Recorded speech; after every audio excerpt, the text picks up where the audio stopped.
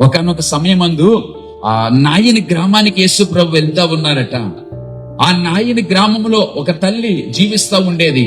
ఆ తల్లి పేరు రాయబడలేదు గాని నాయని విధవరాలు అని రాయబడి ఉంది. ఆ తల్లికి ఒక్కడే కొడుకు. పాడి మీద కట్టి పాడి మీద ఆ బిడ్డను పండోబెట్టి తీసుకుపోతా ఉన్నారు. ఆ తల్లి ఆ కొడుకి ఆధారము కాబట్టి ఆధారమైన ఆ కొడుకును విడిచిపెట్టుకోలేక చివరికి శ్మశాన భూమికి కూడా ఆ కొడుకు వెంట వెళ్ళడానికి సిద్ధపడి ఆ పాడి వెంట వెళ్తా ఉందండి. యేసు ప్రభువారు ఆ తల్లి యొక్క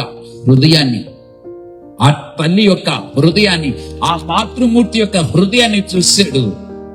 అక్కడికి వెళ్ళాడు. అమ్మా బాధపడకు అని చెప్పి ఆ పాడి మీద ఉన్నటువంటి ఆ చనిపోయిన కుమారుడిని, నాయని విధవరాలి కుమారుడిని ముట్టి వెంటనే స్వస్థత ఇచ్చి వెంటనే బ్రతుకనిచ్చి ఆ తల్లికి అప్పగించాడండి.